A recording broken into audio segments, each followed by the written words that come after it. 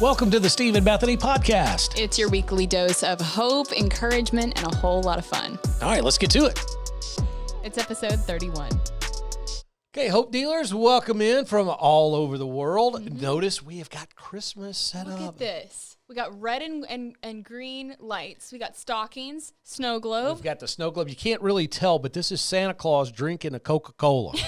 This is awesome. So the snow globe works, and it actually plays I Want to Teach the World to Sing. Look at that. And we don't want to play that because it makes a noise every time you touch it. It annoys Bethany, so she doesn't want to hear the song. No, so it's we're just not that Steve has already played it like 4 times today, and so I don't want to. The stockings are hung by the television with care. Yeah. And are you ready for this?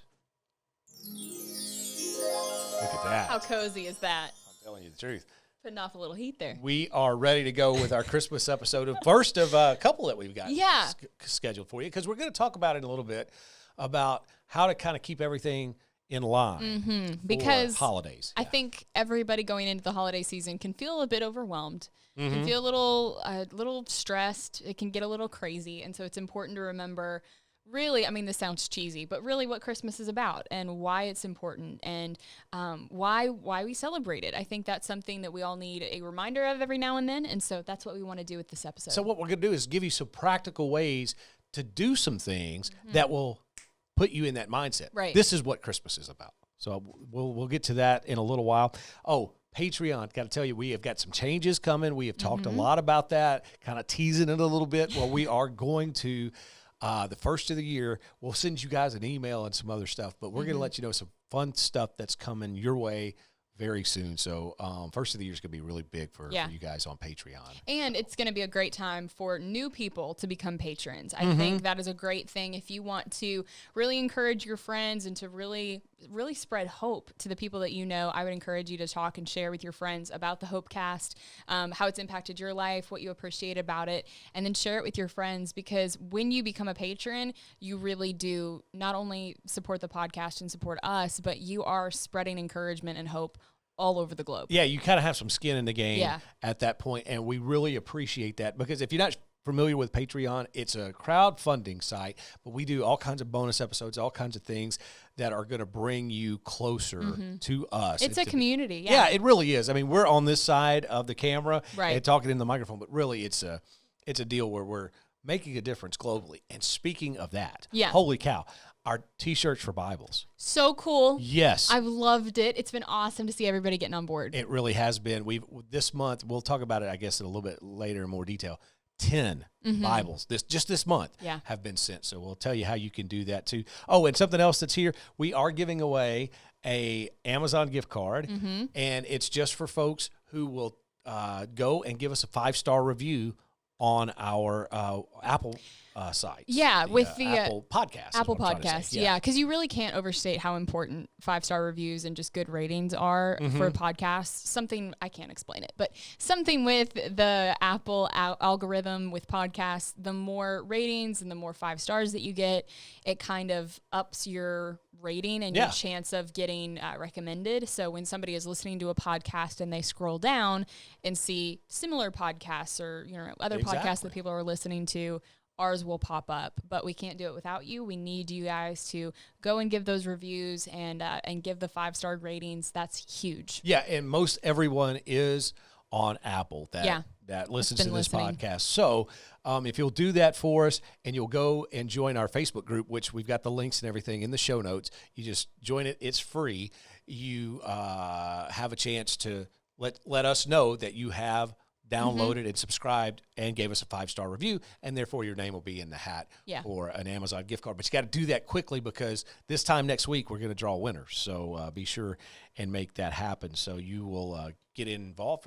Amazon gift card at Christmas time? Yeah, come on now. Come on. You can sign up for that. It's real easy. Leave us a 5-star review. So as we get this episode started, I wanted to talk about something that, it's kind of something that you brought up, about how we're trying to build a community, trying to share what we're doing around here to make it kind of go further. And I was hit kind of in the face with this reality over the weekend. No, I'm serious, because I was at a fast food restaurant, and my wife, she does on the side the delivery service. Yeah. Right? So I was filling in for her. She wasn't feeling well. So I was going to go make us some deliveries. And so I'm standing there waiting on my delivery to be brought to me so that I could take it to the customer.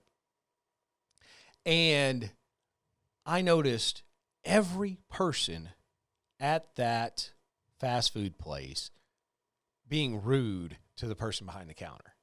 Really? Every one of them. I was there for like 15 minutes. Yeah. Now, the girl was new. Yeah. She was learning the register system. She couldn't, it wasn't that obviously she wasn't smart. Yeah. It was the fact she was new. Yeah. And so there was the manager and another person who was about her age that was rotating in, doing their jobs, but also helping her. But everybody had some kind of snarky thing to say. Everybody was upset with something, that it was taking too long, their order wasn't right, this, that, and the other. Every single person, from other delivery people that were there to the customers, to just, every person in line. That's really sad. It was very sad. And my heart just kind of fell. And I was like, what is wrong with people? And I got to thinking, it really did kind of hit me hard. If we don't do it, if we're not the ones encouraging, if we're not the ones giving a smile to that person and saying, hey, you're doing a good job. Don't worry about this. You're learning. It's going to be fine. If we don't do it, who's going to do it? Yeah, exactly. You know? And that reminds me, before I was born, my mom and dad owned a family business. It was pretty successful. They ended up opening like 4 or 5 different locations. And so it was a really big deal.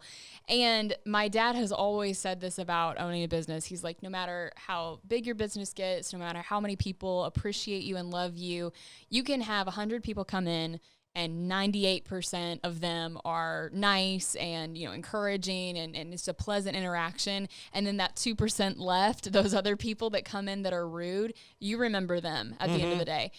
You don't really think about all the other nice people that you interacted with. You think about the person that was rude or the person that kind of hurt your feelings. And I think that's so true. Even in radio, we've gotten a lot of encouraging notes and encouraging calls and people just being really sweet.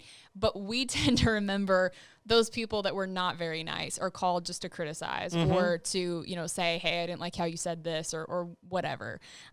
Those things tend to stick with you. And so I can't even imagine how it would feel to be that girl, just every person that you're interacting with complaining. That would just be awful. It really was. It was like the 2% you're talking about all showed up at the same time. Yeah, exactly. You know what I mean? It really was. And I felt so bad for them. And then when I finally got my order so that I could scoot out of the way and let them get back to trying to help everyone else, I told the guy who was helping the girl, the new girl, I said, man, I appreciate it. Thank you. I was the only one that said thank you and gave him a smile. And he was just like, man, I appreciate it. And he went back to what he was doing. But I kind of could tell that it meant something to him. And look, and I'm not trying to pat myself on the back. You know what I mean?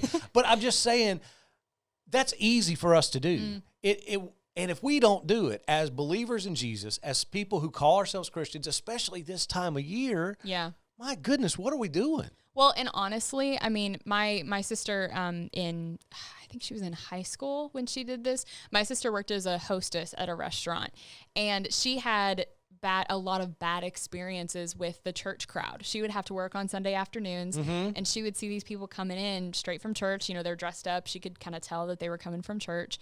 And a lot of the time, she would have really rude customers that were coming straight from church.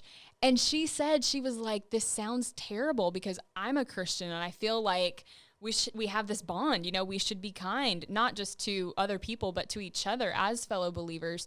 And her experience was a lot of the time, these people coming straight from church would be rude, would be disrespectful, would complain a lot, and just not represent Christ the way that you should. It's like they heard the sermon, it went one ear out the other, and then they just went through life. But that we're all guilty of doing that at times. But I think that's just a prime example of the world is watching, and you need to be aware of how you're conducting yourself and how you're acting. Absolutely. And I have the same kind of stories. I would work with young kids who were part-timers at the radio station, and one of their other jobs would be doing exactly what your sister was doing. Yeah. And they said, without fail, the rudest, most hard to deal with customers are those that came straight from church. The church crowd, yeah. And it's just like, what do you say to that? Because these are non-believers. Yeah. And you think, well, they're not all like that. Yeah. But in his experience, they were. Yeah, exactly. So but I feel like, though, in those moments, it's kind of one of those things of, okay, you can't control how other Christians act. A lot of the times, if they're going to be grumpy, they're going to be grumpy. Like, that just happens. But our responsibility should be to be different and to really set an example and to at least be that force of good that people would see and interact with. That hope dealer. Ooh. That's what we've got to be. See, look at that little transition. It really is. It's more than just a silly little name that we come up with. This is really what it's about. It's about just spreading that hope, that love, and that, hey, things are hard for you right now, and I know people aren't being the nicest to you, but I appreciate you. Yeah. That's all it is. And especially around Christmas. I mean, I think we all let the stress of the holidays get to us every now and then. We all deal with stuff, and we all can feel overwhelmed by the responsibilities that we have and just all the people that we have to see and gifts to buy and just X, Y, and Z. Yeah, we get there. We'll talk about all that coming up. Yeah. Hang on. Well, friends, we want to pause for a moment and tell you a little bit about yourhealthplanman.com. It's Pat Davis. He has been a great supporter of this podcast and a big encouragement to us.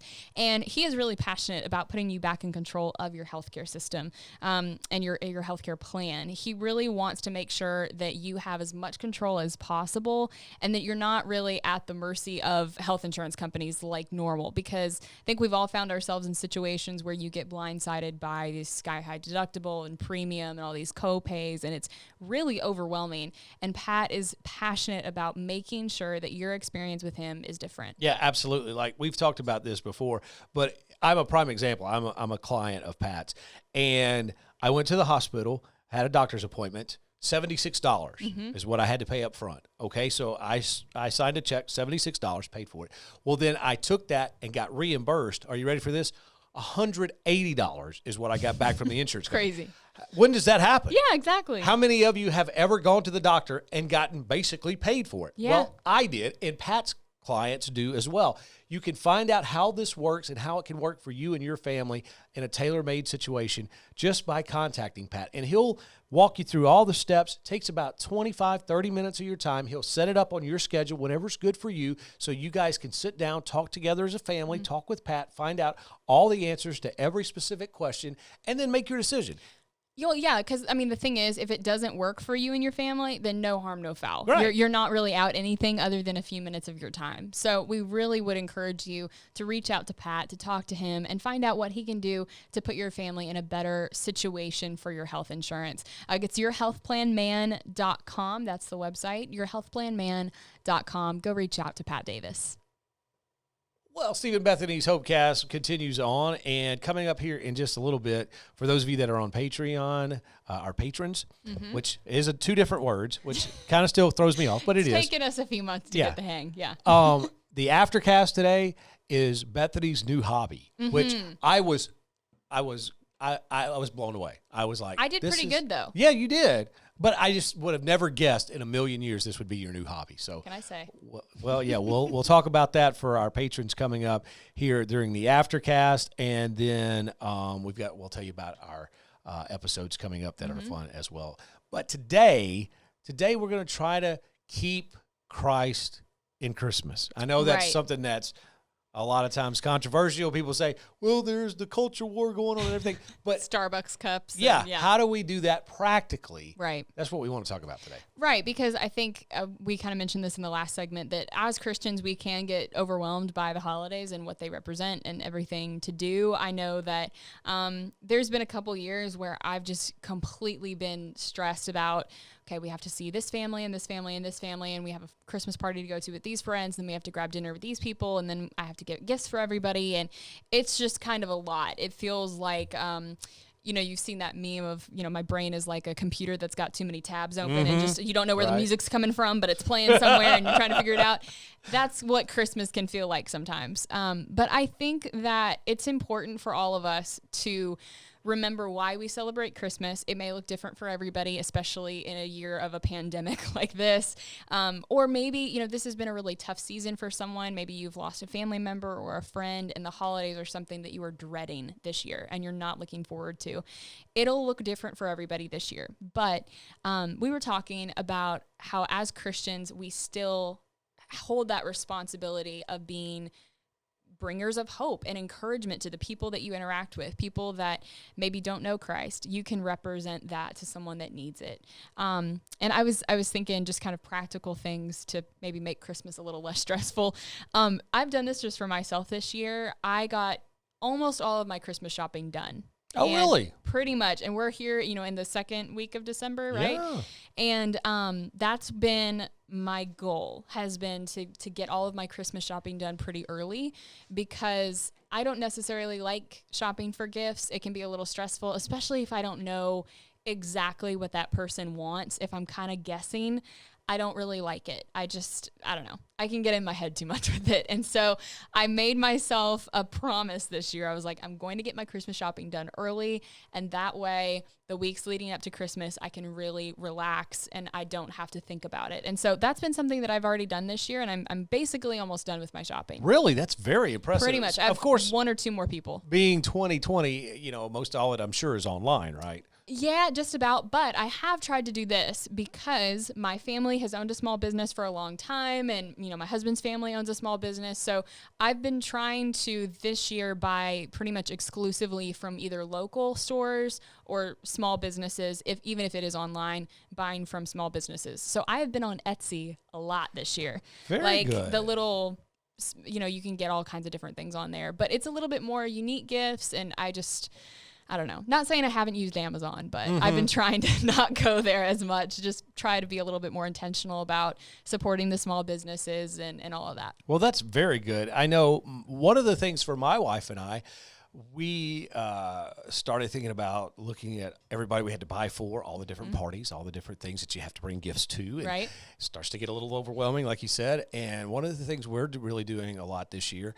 is at some of these things where we just need a gift for this party. This is her taking some of the stuff that she's made and giving. Oh, yeah, because your wife is very crafty. Super talented, though. She really is. Really good. And it's one of those kind of things where we kind of wrestle with because she knows, hey, I can sell this to help pay for Christmas. Yeah. You know what I mean? Right. Versus giving them away. So, not that you're trying to be greedy, but you're also trying to pay for the bills, you know? And so it's one of those things. And it's a business for her. It is. Yeah. It is. So we're giving some of those away, and she doesn't want it to be that person, though. You know what I mean? Yeah. It's like she's crafty. Everybody knows she's crafty, so she's not even spending money on us.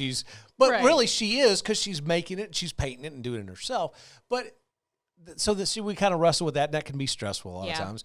But I think for me, as far as when you start thinking about the Christmas season and being intentional and all that, we have to kind of take a step back and really make sure that we're focusing on having Jesus being seen through us.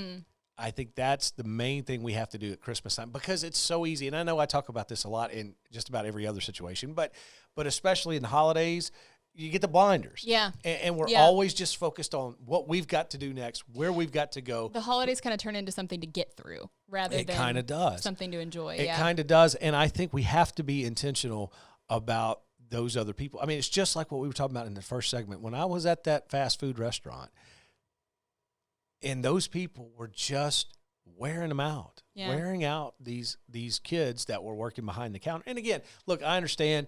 You go there, you're paying your money, you want your stuff right. You don't want to have to wait forever. Yeah. You want, if it's advertised on the big board, you want what that's advertised, all of that. Right. And I'm not saying, hey, we have to not just kind of be like doormats. Yeah, be doormats, be taken advantage of. I'm not right. saying that. But there's a way to handle it and be Christ-like in that, because they're not seeing it anywhere else. These people working are not seeing it anywhere else. So we have to do that. And so how do we get to that point? I think when you're in the moment, I think sometimes that's too late. I think you have to be intentional about doing that on the front end. I think if you go and you start your day and you say, okay, you know what? Today I'm going to smile and say hi to a stranger. Whether it be at the supermarket, whether it be, someone that comes in at work, whatever. I'm going to take that opportunity just to say a kind word and to do that. And that for me will be my reminder. Hey, it's not all about me. It's not all about me trying to get through Christmas. It's about trying to reach out to somebody. Well, and a story that I haven't even told you this. I can't believe I didn't tell you this. This happened a couple weeks ago. I feel like oftentimes when you do reach out to somebody and you're friendly with them, it ends up being a blessing just to you, even more than that person.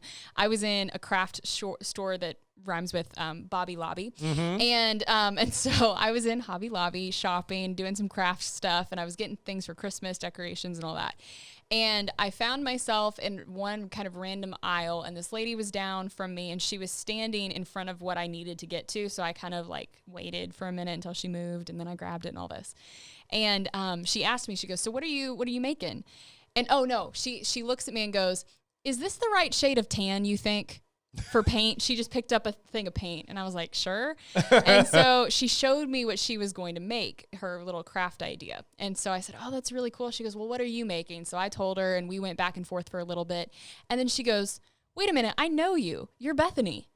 And I was like, yeah. And I was racking my brain trying to think, have I run into this person before? Because she didn't look familiar to me. And she goes, "I listen to you on the radio all the time. Small world. This is so funny." So she just started talking, and she said she missed our morning show when we were on together. And so she was like, "I was a really big listener. That's just so cool." And so we started talking. I told her about this podcast and what we were up to now. And we just had a really sweet interaction and just talked about what the Lord was doing and all of this stuff. And it was an encouragement for me. I'm the kind of person that I'm not super outgoing all the time. And so especially when I'm in a store, I don't really think about talking to the people I'm around. And that was a good example, a good reminder for me of, hey, sometimes it can be a real blessing, even just to my heart, of a lady that was just encouraging and said, "Hey, I enjoyed what you guys were doing, and I think it's great what you guys are doing now," and just was really, really sweet. And so I think that's something to always keep in the back of our minds of when we're relating to the people around us. It's going to bless them, but it can also bless you of just being kind and being friendly with the people that we interact with. I think that's awesome. Another thing that popped into my mind was as you start your morning every day to say, "Okay, God, I know there are going to be people that are needing encouragement. There are going to be people that need a kind word. Point me in their direction. Yeah. Let me be that way," especially now, because I know people that are going through some very tough times right now. I was just talking with someone at church yesterday. I can count on on one hand and name off people that are going through some really serious cancer treatments right now through the holidays. I mean, when I say serious, I mean, they're like, one of them's on hospice and one actually, I think, passed away yesterday. And so it's a very hard time. Yeah. And those are the people that are going to need that kind of, whether physical or just emotional, they're going to need that hug. Yeah, exactly. And I think too, just that's what it's about. It's not in your own strength that you're able to be an encouragement. It's really about the Lord just working through you and working in your life. And I love what you brought up, just pointing you in the right direction. We can interact with a lot of different people, but sometimes one person needs that extra word of encouragement or that extra smile or whatever that looks like. And I think that's where just the Holy Spirit working in our life plays a huge role, where we're able to encourage people and not just see the people that we interact with as just, oh, they're just like me. They're just having a daily, just rolling on past. Yeah, exactly. But seeing them as people that are going through stuff and need encouragement and are really just dealing with things of life, we can forget about that. And so I love that you brought that up. That's good. And I think to underline it again, you have to start this at the beginning of the day. I really do. I think when you have, first of all, even if maybe you don't do this right now, but you have to elbow out some time just to get alone with God, to ask God to put these things on your heart and to help you be intentional about this. Because once you're in the moment, I mean, it's hard to, because I can tell you from experience, and you probably can too, that, man, I blew it. I had an opportunity right there. That person probably needed something. Maybe you're in that fast food restaurant and maybe you see, oh, that person was treated so badly. Yeah. And I missed an opportunity, that kind of thing. So I think to underline the point, we got to do it first to begin the morning, make sure that we're aware, and then that will carry on through the day. And I think will lead us to a point where we can say, God, this really is about you. Yeah. It really is you using me because, and again, going back to the very first segment, if it's not us, who's it going to be? Yeah, exactly. And one thing that I remember my mom did when we were kids, she would, and I know that not every family like does Advent stuff, but my mom always would. And so she would kind of walk us through the different days of Advent leading up to Christmas. And I think every family could do that differently. There's a lot of different resources out there. But for my family, it was always a good kind of reminder for me, even as a small child, of Christmas is not about presents, it's not about Santa, it's not about all the things that we can add to Christmas. It's truly about anticipating the arrival of Christ as a baby and remembering that and getting excited about that, and then also reminding us of the day that he'll come back, and kind of looking at it from both of those perspectives of this feeling of anticipation and excitement and of the arrival of Jesus. And that was something that my mom just kind of wove into our childhood, and she wasn't really like strict about it of like at 6 p.m. every night we must do this devotion or whatever. Right. She wasn't like that at all. She was casual about it, made it really fun.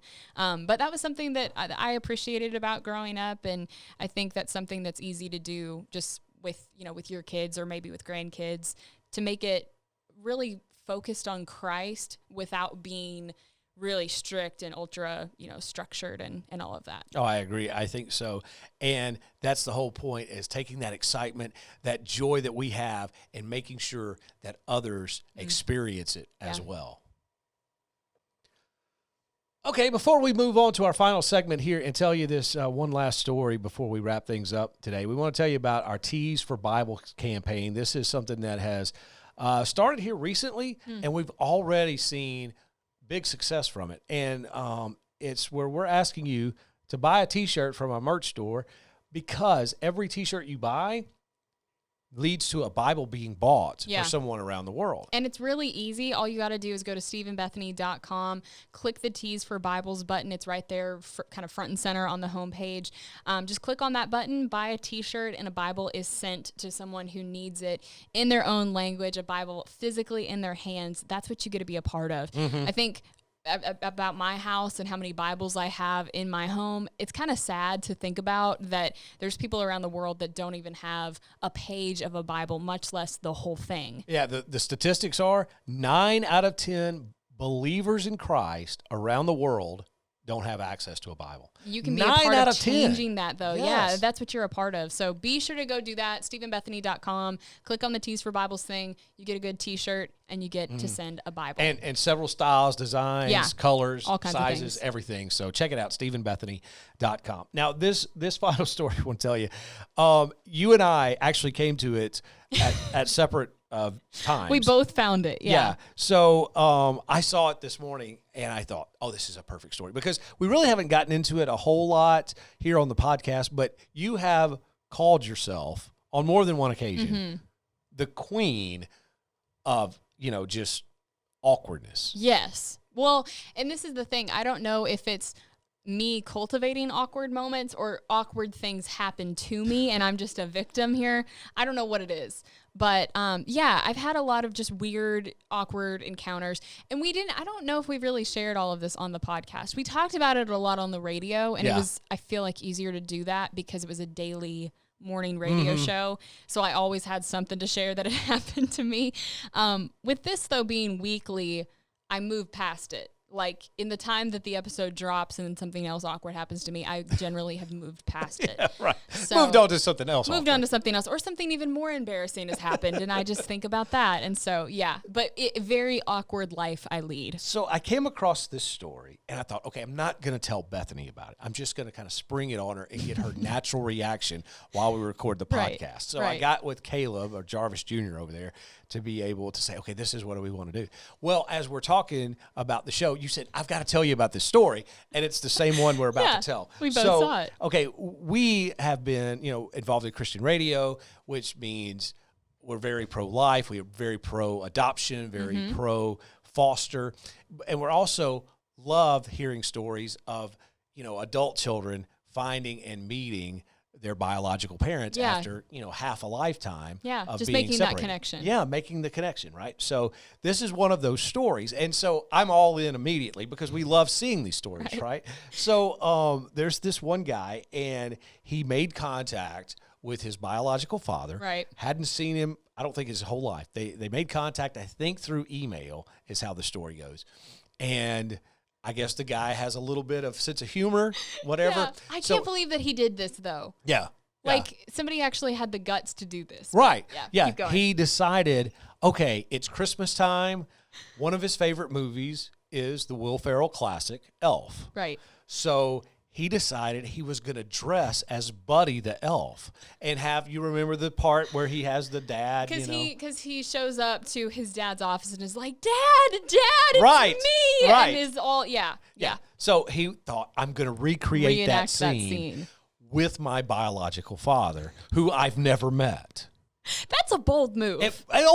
Very much so. You don't know this person, and you're just going to show up dressed like an elf. Very much so. Yeah. So he even went all out. He had his wife tape him getting dressed as Buddy the Elf. He made a cardboard sign that said, Jarvis Jr., would you have done this?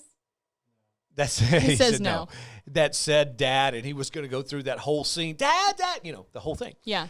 And so he goes to the airport to pick up his biological father, who he's never met in person. Obviously, he's probably said, maybe let's give him the benefit of the doubt. Maybe they've seen each other with FaceTime. Yeah. Maybe. But definitely they don't have a real relationship. They're Yeah. just getting to know one another, right? So here he is, dressed as Buddy the Elf. He's got his wife in the car and his kids, this man's biological grandkids that he's never seen before. And he's doing the whole recreation of Buddy. Dad. The man walks up to him, sees him at the terminal, gives him a great big hug, and it's a fantastic, I don't want to say reunion, I guess just union. Moment, because, it's a moment. It's exactly what it is, where father and son, after so many years, are together. And I think the quote from the father is, my son, and he's patting him on the back and the whole thing. Look. Yeah, and for those of you watching on Patreon and the YouTube channel, there you see right there the guy dressed as Buddy, and there's the dad. But here's the kicker. Dad had never seen the movie Elf. Dad had never seen it. He had no idea what was going on. Now, my thought is, if I'm this father, I'm thinking, I'm going to see my son, and I'm so full of all kinds of emotions, meeting him for the first time, and this is what I get. Yeah. I get Buddy the Elf. I wonder how close this man was to being like, I know who that is. Yeah. I'm sure that's my son. Keep on walking. I'm keeping on walking. What I think, surely he must have been thinking is like, oh, this is just a prank. Like, surely. Or some kind of I want to know, did I miss something? I wonder if in his mind he thought, is he involved in some kind of weird cult? Yeah, is this the elf cult or something? Or those folks that are very involved in the medieval things. Like LARPing? Yeah. The live action role play? Yes. People that do the jousting and stuff, the medieval times. That was me doing sword fighting, by the way. Absolutely. Maybe so. Maybe that's what he's thinking. What I want to know is how it came about that he had never seen the movie. Did the dad bring it up of this elf thing you got going on? No, What's the story there? I think that is kind of what happened. And then what was cool, it does have a nice ending, is the fact that the guy dressed as Buddy and his family bring biological dad in. They sat down and they watched the movie Elf together. So now, here's my only concern. Yes. My only concern is that this is a fake internet story. You know how I am about that. I don't think so. I because it works out too perfectly. So I'm a little leery, but I'm going to go with it on faith. That's a father's love, too. Putting up with that. I know. This is another thing just to appreciate. That outfit looks really professional. Oh, for real? I kind of anticipated when I saw the headline, I thought, okay, this will be some guy that just put on a pair of green tights. No. This is really, really professional. The hat's perfect. And it even has the logo there on the costume itself. It's flawless. So, yes, it's a real deal. Will Ferrell needs to get involved with this and do some kind of charity thing with this family just because of the dedication. For real. This is a phenomenal and again, I can't say reunion, but a meeting. This is great. Between biological dad and dad after 30-something years. Yeah, props to the dad for not getting freaked out. No, absolutely. Because you know he was. You know he was in the inside. He had to be. Yeah. He had to be in the inside. I would love to look at brain scans from the moment that he saw him. I'm just like, oh, no. Well, on that note, and our cozy campfire here, fireplace, we are going to say goodbye. Yeah, this is the end of episode 31. We are so thankful for each and every one of you guys just being a great encouragement to us, being a part of this Hopecast family. If you guys have anything that you want us to talk about, be sure to reach out to us on social media. Tell your friends about it. As we kind of talked about earlier, be sure to give us that 5-star review, that kind of thumbs up, that subscribe button, all of those things. Yeah, it can win you a $20 Amazon gift card. So make sure you get that done, and all the details are in the show notes. So I think we're done for this episode. I think that's it. All right. Good night, Olive Branch. Bye, y'all.